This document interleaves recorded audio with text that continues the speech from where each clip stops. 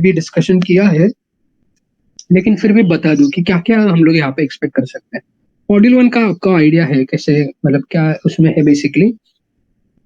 Monopoly में इधर क्या क्या आ सकता है? तो पहले तो उसके फीचर्स, उसको मोनोपोली का मीनिंग क्या है या उसके डिस्टिंग्विशिंग फीचर्स क्या है, कि सिंगल सेलर्स रहते हैं, क्लोज सब्स्टिट्यूट नहीं रहता है, रिलेटिवली इनएलास्टिक डिमांड रहता है, डाउनवर्ड स्लोपिंग डिमांड कब रहता है, monopolist will have to decrease the price if they have to increase the quantity supplied, they do not have control over both price as well as quantity decisions. तो ऐसे जो distinguishing features है monopoly के, उसके ऊपर आप question expect कर सकते हो। फिर मोनोपोली के एग्जांपल्स क्या है, टिपिकल एग्जांपल या the closest example that we get of monopoly is public utility services. So वहां पे हमें मोनोपोली पावर ज्यादा करके देखने को मिलता है, and all other things we generally don't have monopoly. Monopoly में प्योर मोनोपोली क्या होता है, इम्परफेक्ट टाइप की मोनोपोली क्या है, या इम्प्योर मोनोपोली क्या होता है। तो ये ऐसा जो कॉन्सेप्ट बेस्ड क्वेश्चन है वो वहां पे आपको आ सकते हैं। ठीक है। फिर एंट्री बैरियर्स क्या रहते हैं, क्यों रहते हैं एंट्री बैरियर्स, ये है। देन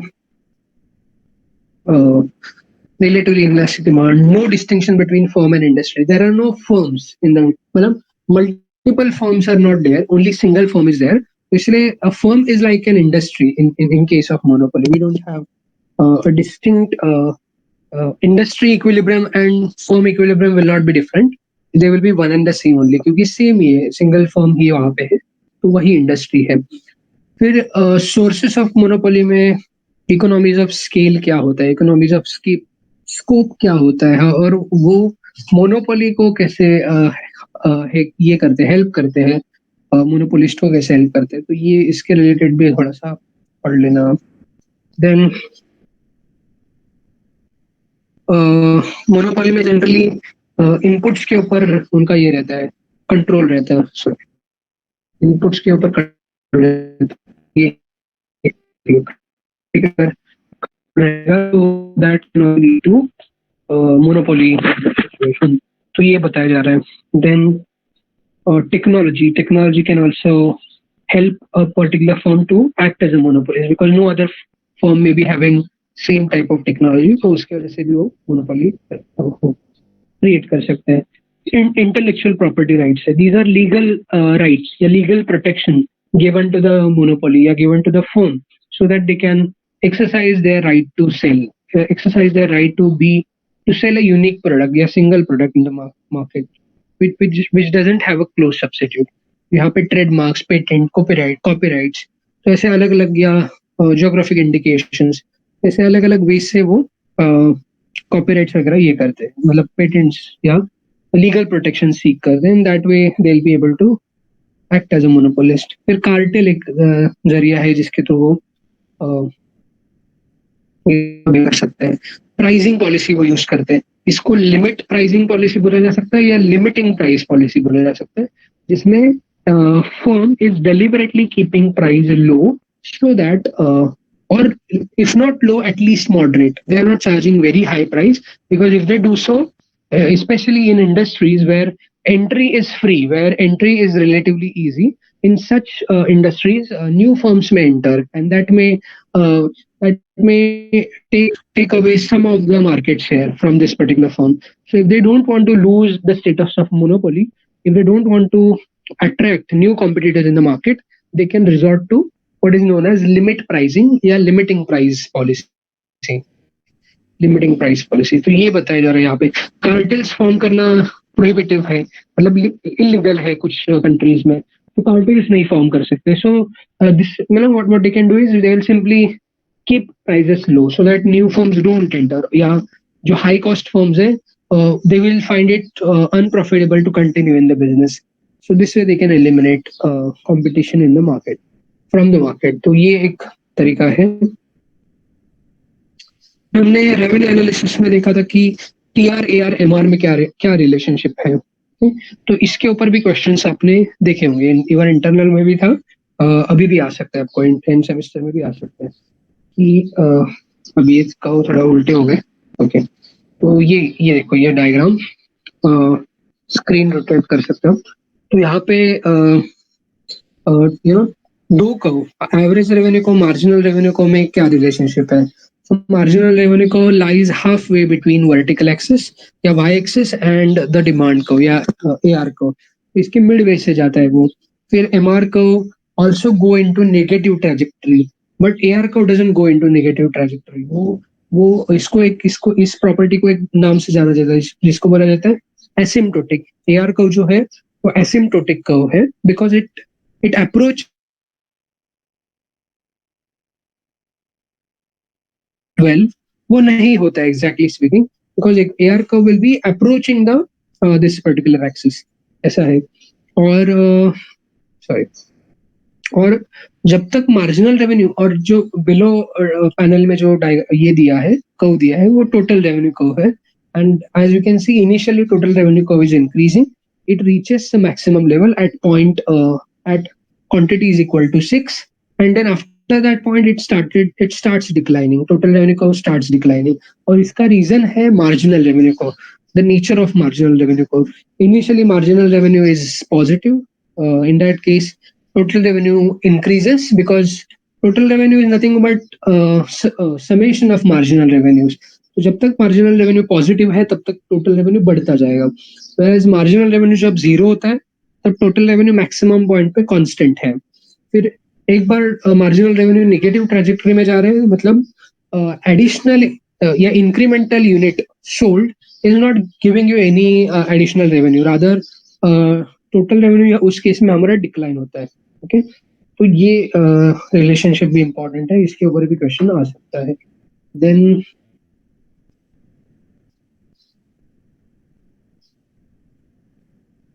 नेक्स्ट क्या बताया है, ये भी इम्पोर्टेंट है कि जो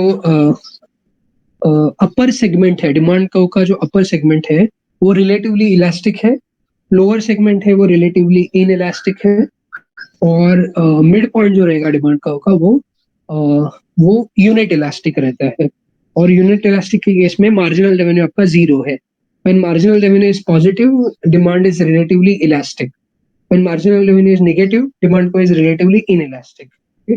so ये relationship भी आप समझ लेना, ये भी important है। ओके, प्रॉफिट मैक्सिमाइजेशन में हमने दो अप्रोचेस देखे, TCDR अप्रोच और MCMR अप्रोच। तो वो क्या होता है, टोटल रेवेन्यू टोटल कॉस्ट का स्लोप किस तरीके का होता है और कौन से पॉइंट पे फर्म इक्विलिब्रियम में रहती है, एंड सो ऑन। ये वाला जो ये है वो भी, इसके ऊपर भी क्वेश्चन आ सकता है।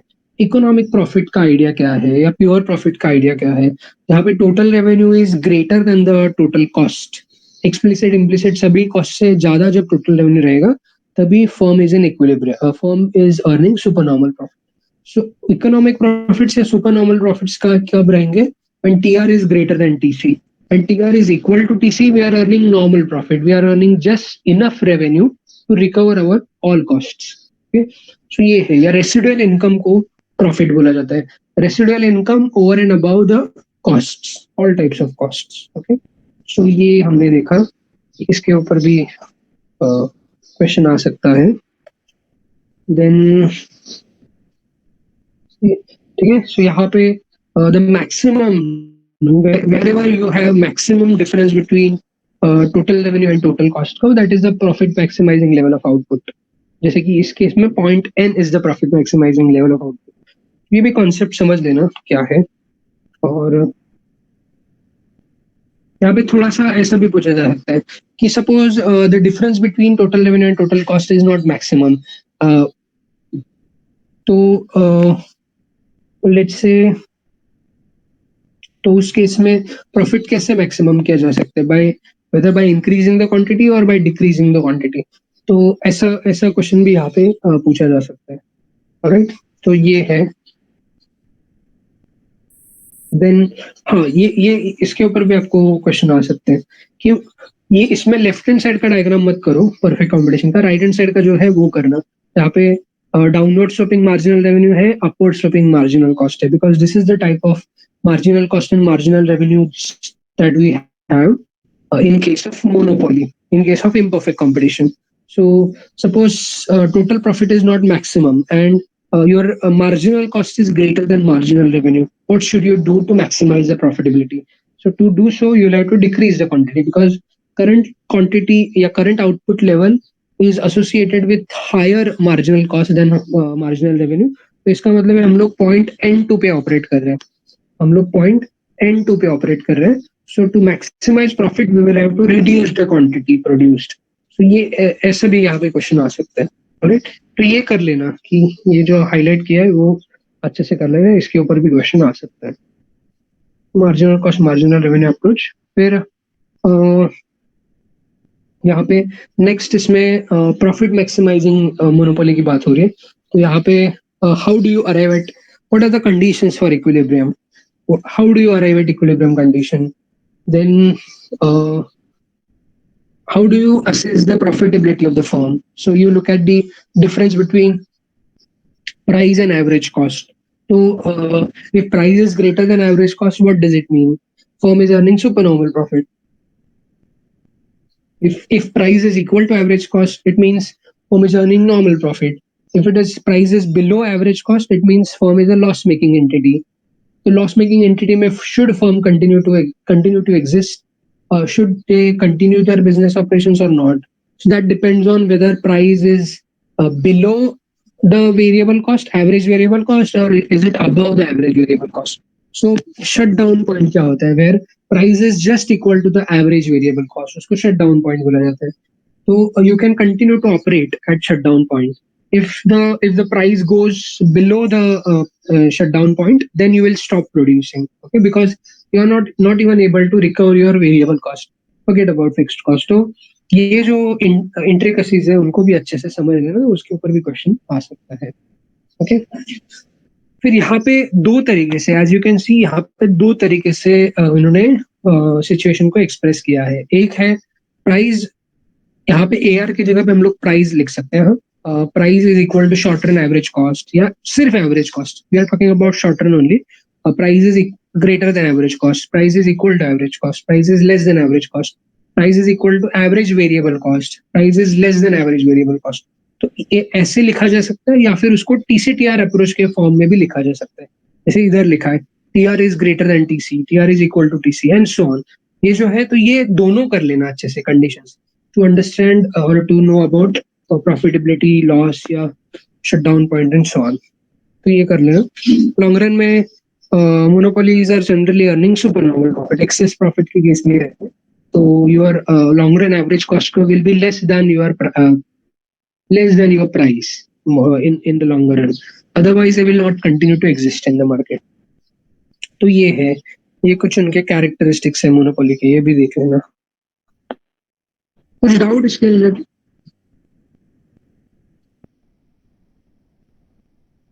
कोई डाउट यहाँ पे? No sir. ओके, तो नेक्स्ट जो आपका चैप्टर है वो है प्राइस डिस्क्रिमिनेशन के बारे में. तो प्राइस डिस्क्रिमिनेशन का कॉन्सेप्ट किसने दिया, या different degrees of price discrimination किसने दिया? तो आर्थर सी पिगू ने वो दिया. फिर कितने टाइप के प्राइस डिस्क्रिमिनेशन होते हैं? मतलब 3 टाइप के होते हैं. हर एक टाइप का मतलब क्या है, फर्स्ट डिग्री का में क्या करते हैं, और इसमें मैंने आपको स्पेसिफिकली बोला है कि यहाँ से आप सेकेंड थर्ड डिग्री जो है, स्पेशली सेकेंड डिग्री मत करना. यहाँ पे एक्सप्लेनेशन अच्छे से नहीं दिया है, तो मैंने जो लिंक वगैरह शेयर किया ग्रुप में वो देख लो. Second degree, specially second degree price discrimination के लिए.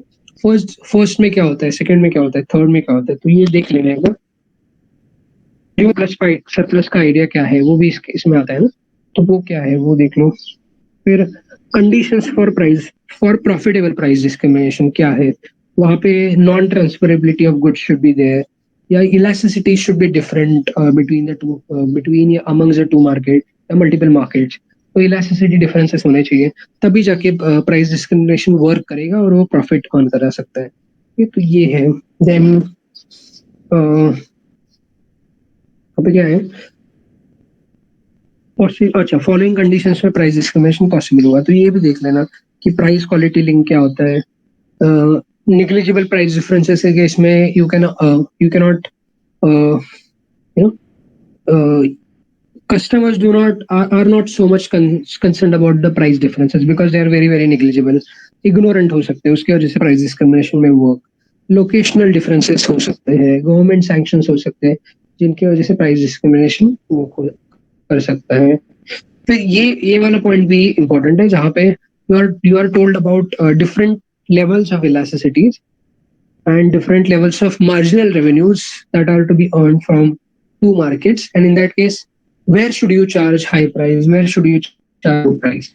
So दोनों देख लो कि elasticity differences में कहाँ पे ज्यादा प्राइस चार्ज करनी चाहिए. तो लो elasticity रहेगी, go for high price. High elasticity रहेगी, go for low price. But when it comes to marginal revenue, what should you do? Suppose one particular location is giving you higher marginal revenue compared to the other, तो you should supply more in that region because वहां से marginal revenue आपको ज्यादा मिल रहा है. So ये इसके ऊपर भी क्वेश्चन आपको आ सकता है. Okay? तो ये देख लो यहाँ पे. Then distribution of output, which I just now said, कि कौन से मार्केट में डिस्ट्रीब्यूशन ज्यादा करना है, कहाँ पे प्रोडक्ट ज्यादा बेचने, जहाँ से आपको ज्यादा रेवेन्यू मिल रहा है, ज्यादा मार्जिनल रेवेन्यू मिल रहा है, वहां पे ज्यादा यूनिट्स बेचोगे. So increasing the supply in that market will lead to reduction in marginal revenue because marginal revenue को आपका डाउनवर्ड स्लोपिंग है. अगर इनिशियली आपको ज्यादा मार्जिनल रेवेन्यू मिल रहा है किसी मार्केट से, अगर आप ज्यादा सप्लाई करोगे तो मार्जिनल रेवेन्यू गिरेगा. और जिस मार्केट से आप ट्रांसफर कर रहे हो, जहां पे मार्जिनल रेवेन्यू लो था, वहां से अगर आपने हाई मार्जिनल रेवेन्यू मार्केट में अगर ट्रांसफर किए गुड्स, तो ultimately the marginal revenue will increase in the second market and it will decrease in the first market. So that way जहां पे equalize होंगे marginal revenue, उधर ही आप स्टॉप करोगे. तब तक आप ट्रांसफर करोगे, तब तक मिसमैच है मार्जिनल रेवेन्यू में, तब तक आप ट्रांसफर करोगे एक मार्केट से दूसरे मार्केट में. और जहां पे ये इक्वलाइज होता है वहां पे you will stop. Okay, so ये है. Then equilibrium of a price discriminating monopolist क्या है, तो कैसे वो कैलकुलेट किया जाता है. तो कंबाइंड मार्जिनल रेवेन्यू को आप ड्रॉ करते हो, फिर उसको मार्जिनल कॉस्ट के साथ कंपेयर करके you arrive at the equilibrium. Then dumping का आइडिया क्या है, यहाँ पे कौन से मार्केट में ज्यादा प्राइस चार्ज की जाती है, कौन से में कम की जाती है. फिर डिफरेंट टाइप्स के डंपिंग क्या होते हैं, परसिस्टेंट डंपिंग क्या है, प्रेडेटरी डंपिंग क्या है, स्पोरेडिक डंपिंग क्या है, तो ये समझ लेते हैं आप. देन पब्लिक पॉलिसी क्या है, गवर्नमेंट का अप्रोच क्या है towards monopoly. Do they favour monopolies और do they have some kind of a mechanism to control monopoly practices in the economy. तो वो है. फिर एमआरटीपी एक्ट क्या है, कंपटीशन कमीशन ऑफ इंडिया है, कंपटीशन एक्ट है. तो इसके बारे में थोड़ा एटलीस्ट इंट्रोडक्टरी लेवल का इंफॉर्मेशन ले लो. ऑलराइट, सो ये हो गया हमारा मॉड्यूल 1. मॉड्यूल 2 में क्या है, गेम थियोरी. गेम थियोरी में firstly what is the idea of game theory, मतलब उसका डेफिनेशन वगैरह पढ़ लो. स्ट्रेटेजिक बिहेवियर, इंटरैक्टिव बिहेवियर, वो क्या है आइडिया, वो समझ लो. Then prisoner's dilemma, first I think prisoner's, ये पहले डेफिनेशन है. कोऑपरेटिव क्या होता है, नॉन कोऑपरेटिव क्या है, जीरो सम गेम क्या है, स्ट्रेटेजीज किसको बोला जाता है, तो ये सभी समझ लो. डोमिनेंट स्ट्रेटेजी क्या होती है, राइट, पे ऑफ्स क्या होते हैं, ये समझ लो डेफिनेशंस. फिर प्रिजनर्स डायलेमा क्या है, प्रिजनर्स डायलेमा के केस में what is the dominant strategy, what is the dominant strategy equilibrium, outcome क्या होगा प्रिजनर्स डायलेमा का, तो वो समझ लो यहाँ पे. देन ओलिगोपोली के केस में कैसे प्रिजनर्स डायलेमा वर्क कर सकता है, ये यहाँ पे एग्जांपल डिस्कस किया है. You can look at this. Dominant strategy में कितने स्ट्रेटजीज डोमिनेंट होती है, मतलब only one dominant strategy is there no for each person. इसीलिए उसको डोमिनेंट स्ट्रेटजी बोला जाता है ना, कि you will always choose one alternative even when there are multiple alternative available. तो डोमिनेंट स्ट्रेटजी हमेशा एक ही रहती है strategy. irrespective of what the counterparty is doing, you always do one activity. उसको dominant strategy बोला जाता है. Then what is the difference between dominant strategy and Nash equilibrium? ये थर्ड पैराग्राफ जो है इधर लिखा है, देखो क्लियरली कि any dominant strategy equilibrium is always a Nash equilibrium. However, not all Nash equilibrium are dominant strategy equilibrium. तो ये भी यहाँ पे डिस्कस किया है. इसके ऊपर भी सकता है. तो क्या है डोमिनेंट स्ट्रेटजी, क्या है नैश इक्विलिब्रियम, क्या है, ये समझ लो अच्छे से, and that way it will help.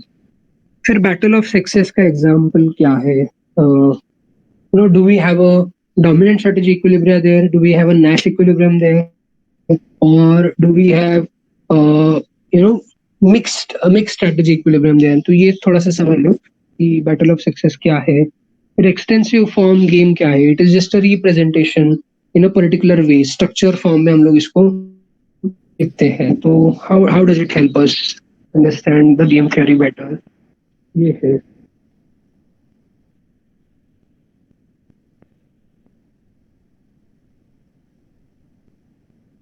तो फिर सिमिलरली गेम ट्री का आइडिया क्या है? गेम ट्री क्या करती है? It is way of describing a game. Then nodes क्या होते हैं यहाँ पे? फिर स्ट्रेटजीज कैसे लिखे जाती है? आउटकम्स क्या रहते हैं फाइनली? फर्स्ट आउटकम किसके रिलेटेड रहता है? फर्स्ट प्लेयर के रिलेटेड रहता है, राइट? फिर सब गेम क्या होता है? सब गेम परफेक्ट नैश इक्विलिब्रियम क्या होता है यहाँ पे? ये कॉन्सेप्ट्स यहाँ पे देख लेना।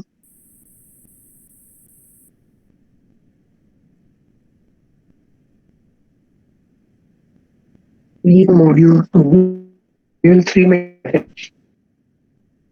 बहुत ज्यादा नहीं है, लिमिटेड ही है कंटेंट, मतलब टॉपिक्स भी लिमिटेड ही है। तो उसको डिटेल में देखो, उसको इम्पोर्टेंट डेफिनेशन वगैरह देख लो अच्छे से।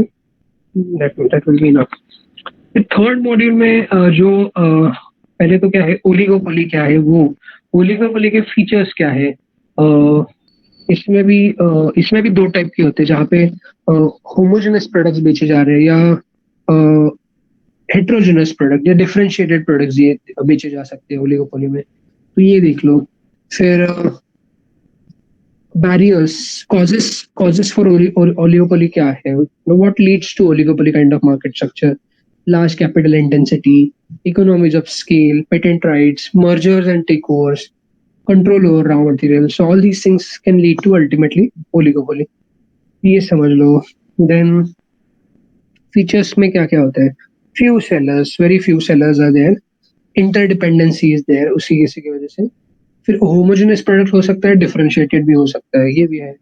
Entry is possible but difficult. Why there are few sellers? Why not having many sellers in the market? Because entry is possible, but it's not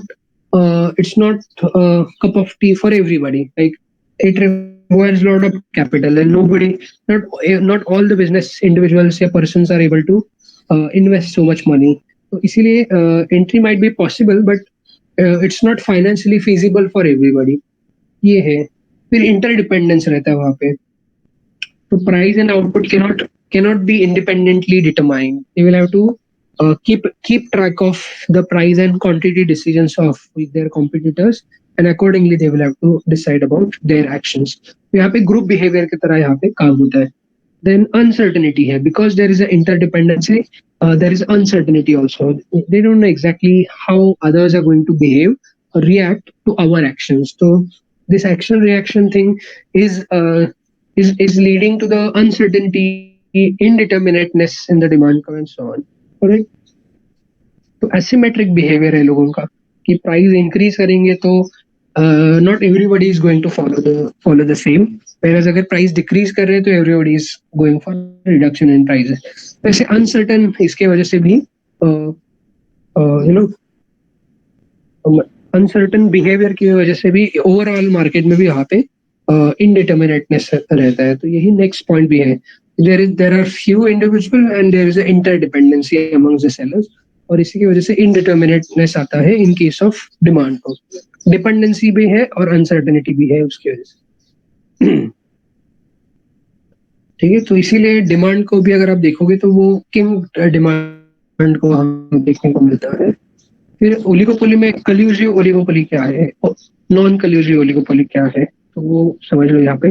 cartels क्या होते हैं या प्राइस लीडरशिप्स क्या होती है, वो यहाँ पे देख लेना।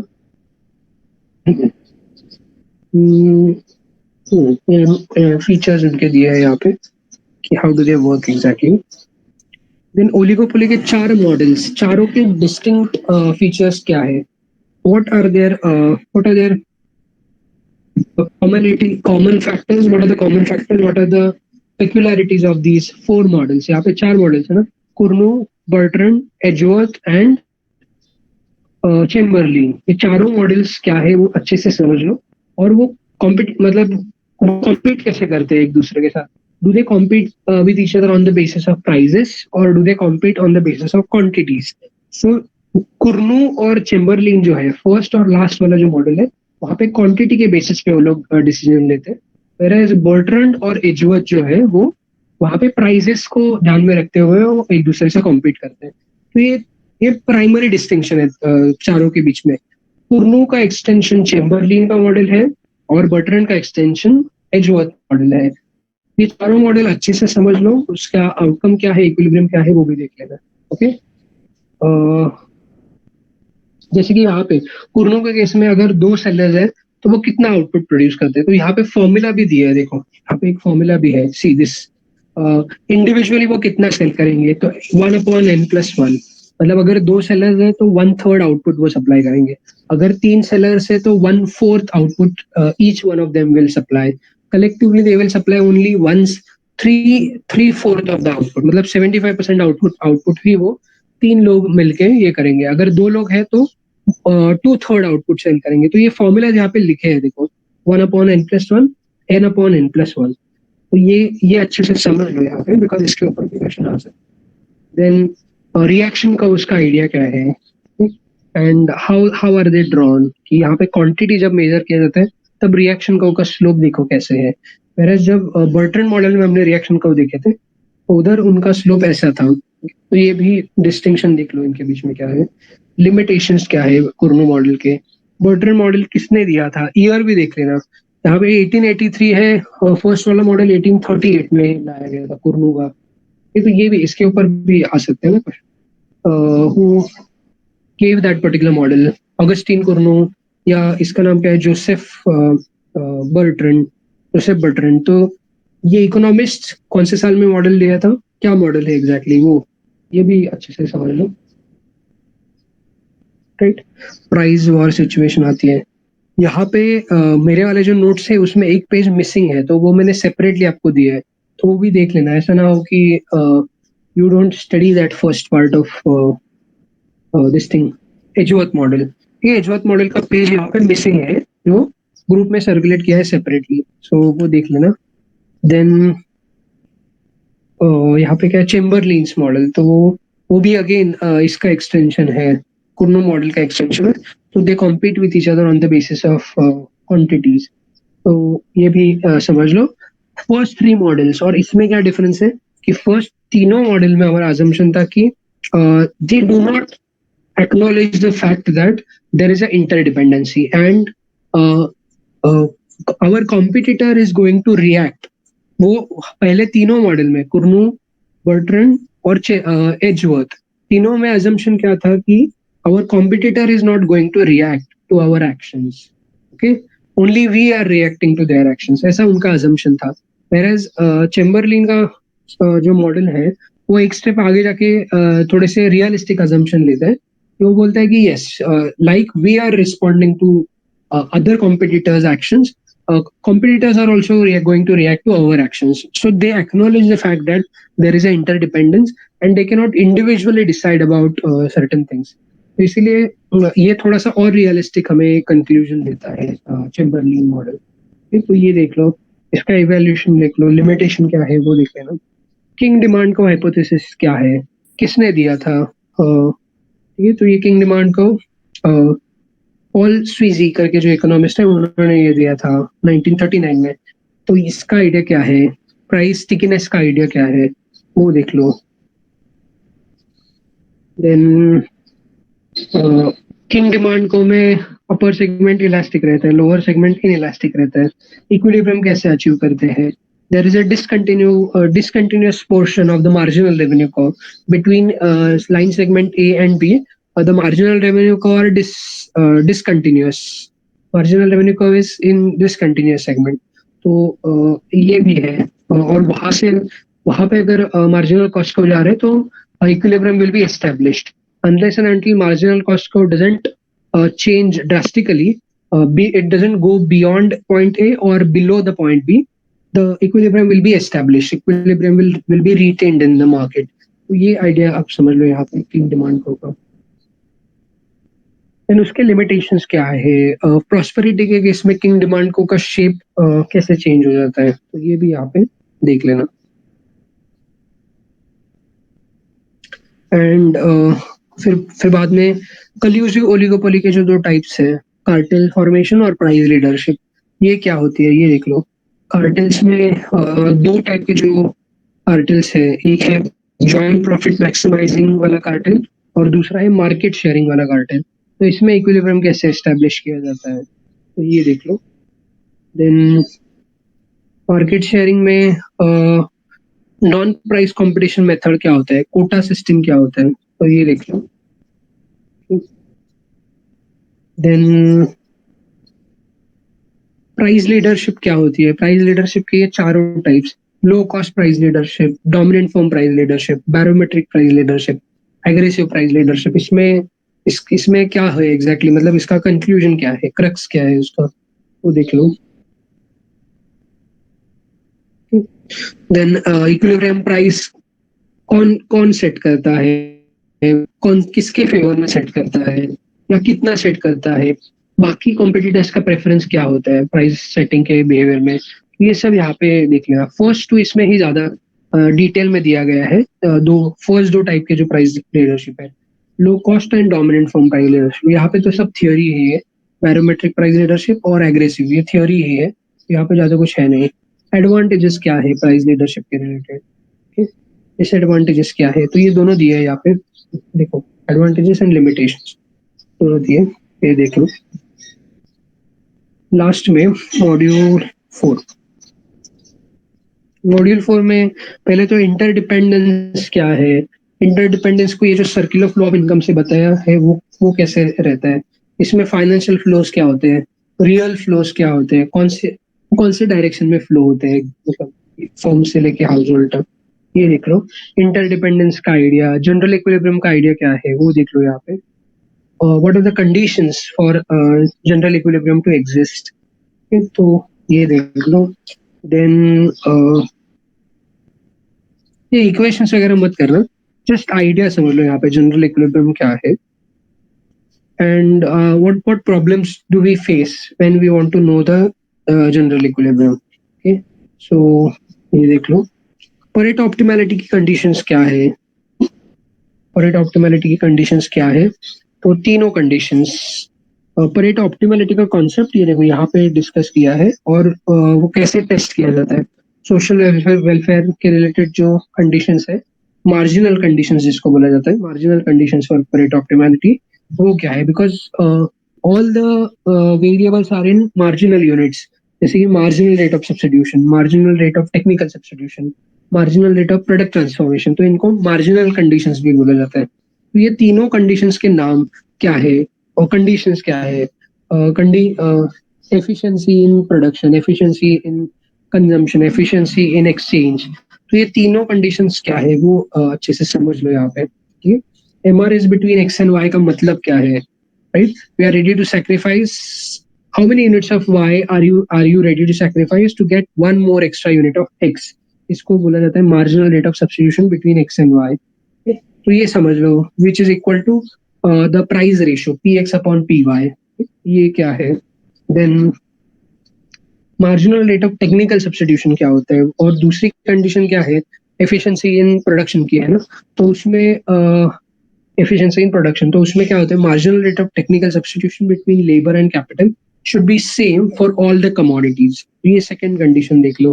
थर्ड कंडीशन में efficiency in production and consumption, तो इसको प्रोडक्ट मिक्स भी बोला जाता है, एफिशिएंसी इन प्रोडक्ट मिक्स। तो इसमें marginal rate of product transformation, the rate at which one commodity is transformed into another commodity, that should be equal to the marginal rate of substitution for all the consumers, तो ये condition third condition satisfy होनी चाहिए। तो ये तीनों conditions है। फिर perfect competition में तीनों कंडीशन सेटिस्फाई होती है, परफेक्ट कंपटीशन में तीनों कंडीशन सेटिस्फाई कैसे होती है तो ये देख लो जरा। फिर सोशल वेलफेयर फंक्शन क्या होता है, या यूटिलिटी पॉसिबिलिटी फ्रंटियर क्या है और उसको कैसे डिराइव किया जाता है, यूटिलिटी पॉसिबिलिटी फ्रंटियर, राइट? फिर ग्रैंड यूटिलिटी पॉसिबिलिटी फ्रंटियर क्या है ये देख लो। देन सोशल वेलफेयर, ए बर्ड्सन ने जो सोशल वेलफेयर फंक्शन दिया है वो कैसे डिराइव किया जाता है, और कौन सा social welfare is associated with more welfare gains for the society as a whole, So the one which is to the extreme right will be associated with highest social welfare achievable, whereas जो सबसे left में है वो वहाँ पे लो social welfare है. ये idea समझ लो. फिर ब्लिस पॉइंट क्या होता है? It is a tangency point between the highest possible social welfare function and the tangency point between social welfare function and grand utility possibility frontier. So grand utility possibility frontier is acting as a like a budget line here, और उनका tangency point will be the bliss point or the equilibrium point. Right? तो ये क्या है? social welfare contours या social indifference contours क्या होते हैं? तो ये देख लो यहाँ पे. Then लास्ट में कंपेंसेशन, ये कार्डर हिक्स कंपेंसेशन क्राइटेरियन क्या है और एरोज इम्पॉसिबिलिटी थ्योरम क्या है, और कार्डर हिक्स में कार्डर का कहना क्या है, हिक्स का कहना कैसे डिफरेंट है उससे, और स्किटोस्की का क्राइटेरियन क्या है. तो ये तीनों देख लो. फिर ए बर्सन का है क्राइटेरियन सोशल वेलफेयर इवैल्यूएशन के लिए. ये चार क्राइटेरियन है यहाँ पे. Kaldor Hicks, then Scitovsky criterion is there, Bergson's criterion is there and Pareto's criterion is there. तो ऐसे चार क्राइटेरियन ये क्या है, ये यहाँ पे दिया है. क्राइटेरिया क्या है वो दिया है. अल्डोरिक्स का क्राइटेरिया यहाँ पे. देन उसके रिलेटेड प्रॉब्लम्स क्या है, लिमिटेशंस क्या है उसका. Monitor marginal utility of money वो कांस्टेंट अज्यूम करता है हर किसी के लिए. तो ऐसे कुछ इंपॉर्टेंट लिमिटेशंस है उस अप्रोच के. फिर नेक्स्ट एरोज इम्पॉसिबिलिटी थ्योरम क्या है, कौन से कंडीशन यहाँ पे मीट करने चाहिए before arriving at a social preference choice theory on the basis of individuals preferences. तो ये चार कंडीशंस है, ट्रांजिटिविटी की, यूनानिमिटी की, देन नो डिक्टेटर की, and independence of irrelevant alternative. तो ये क्या है. फिर बेसिक आइडिया क्या है इसका कि आप डेमोक्रेटिक तरीके से आप सोशल प्रेफरेंसेस को डिराइव नहीं कर सकते हो.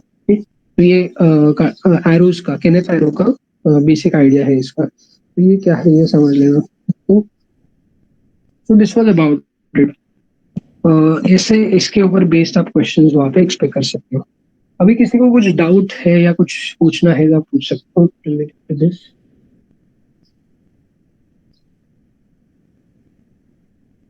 माइक्रो के रिलेटेड किसी को कुछ डाउट है एग्जाम के पॉइंट ऑफ व्यू से?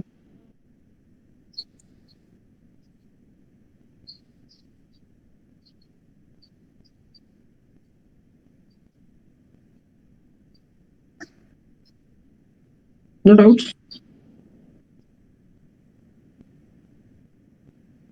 कुर्नूज मॉडल का आइडिया क्या है कि suppose there are two sellers in the market with same cost conditions. So suppose initially Cournot ने कैसे एक्सप्लेन किया उसको, suppose initially there was only single seller. तो वो क्या करता था, वो मोनोपोली की तरह वहां पे एक्ट कर रहा था.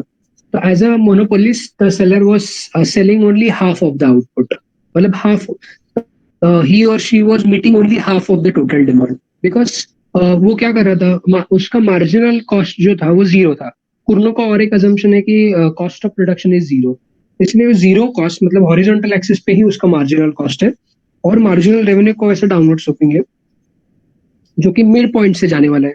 मार्जिनल रेवेन्यू जो रहेगा वो एवरेज रेवेन्यू और वर्टिकल एक्सिस के मिड पॉइंट से जाने वाला है, इसीलिए वो मिड पॉइंट पे ही इंटरसेक्ट कर रहा है.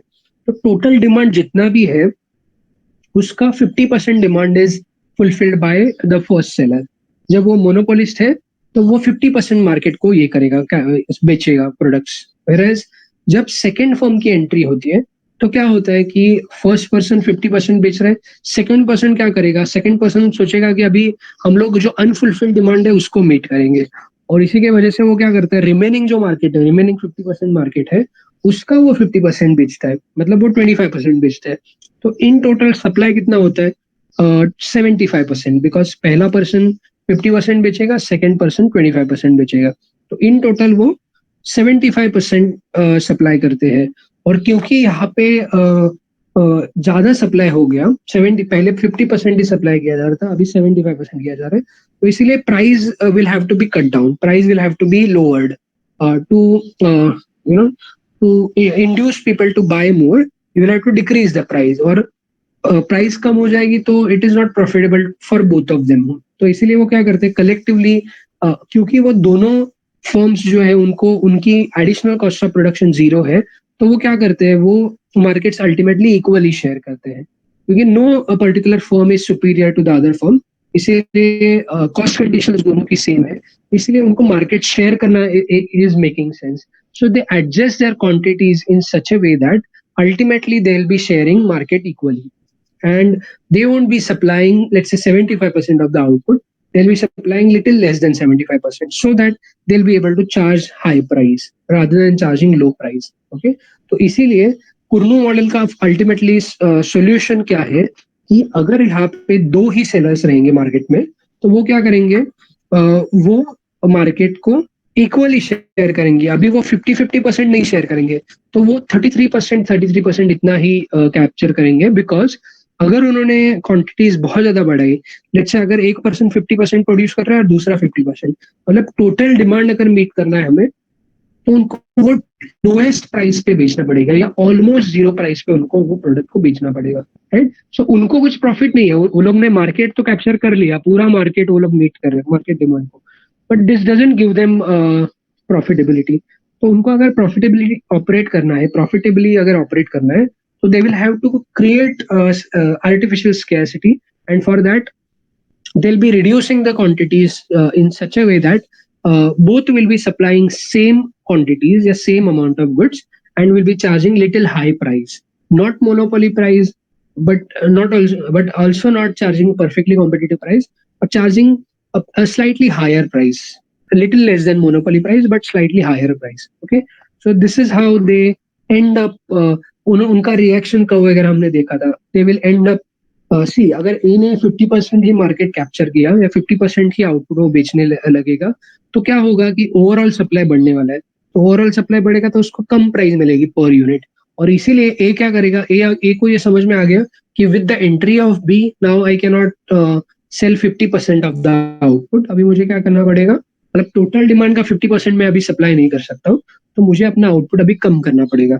अगर नहीं किया तो क्या होगा, ultimately both of them will lose, right. तो इसलिए A will reduce the quantity supply and B will increase the quantity supplied.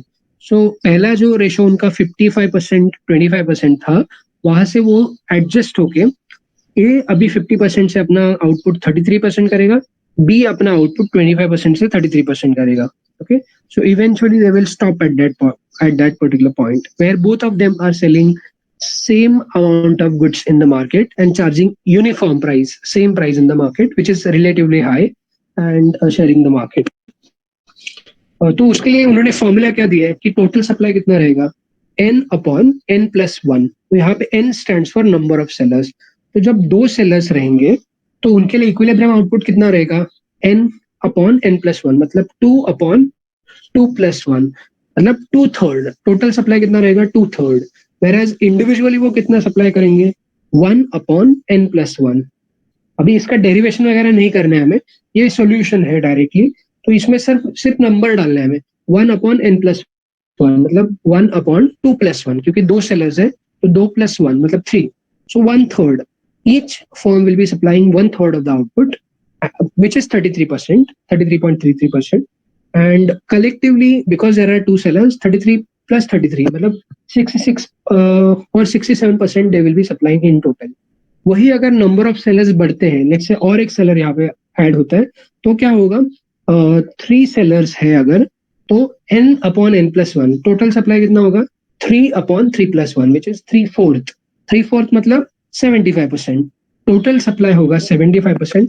अगर मार्केट में 100 यूनिट्स है, तो उसमें से 75 units will be supplied by these 3 sellers, और उसमें से everybody will be, because everybody is equally efficient in production, so everybody will share the market equally।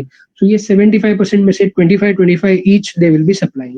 okay, तो इसके लिए फॉर्मूला क्या है, 1/n+1, so 1/3+1, which is 1/4। 1/4 मतलब 1/4 मतलब 25%, so everybody will be supplying 1/4 of the output। तो ये कुर्नू का बेसिक आइडिया है यहाँ पे। ये समझ में आ गया आपको?